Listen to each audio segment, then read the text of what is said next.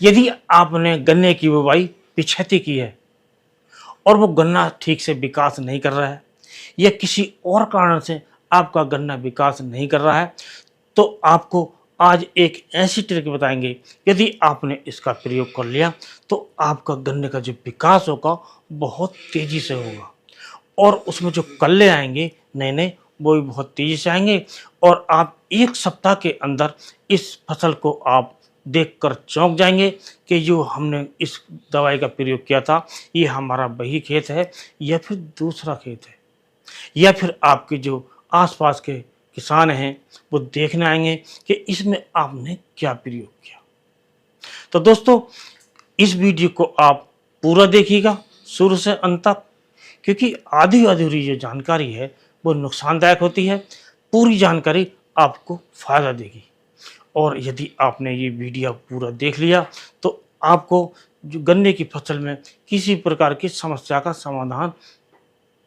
करना आसान होगा,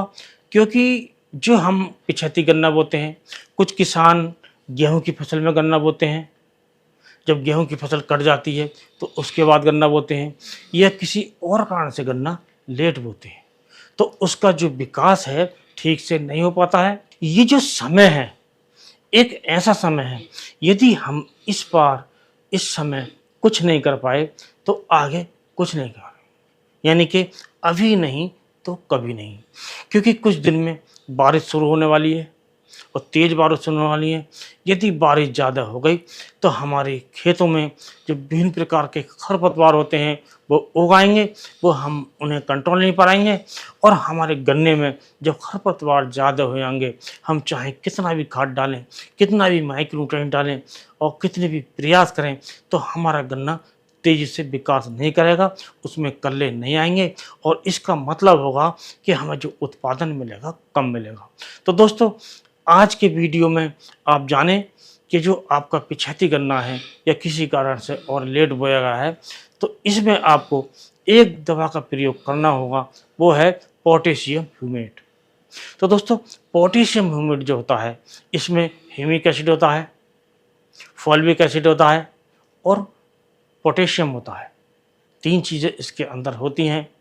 तो हम सभी जानते हैं जब ह्यूमिक एसिड का हम प्रयोग करते हैं तो उससे हमारी फसल की जो जड़ें हैं उनका ज़्यादा विकास होता है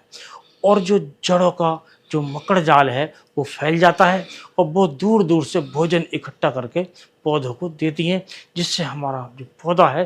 तेज़ी से विकास करता है और उसमें जो उत्प्रेरण करने की क्षमता है वो भी ज़्यादा होती है।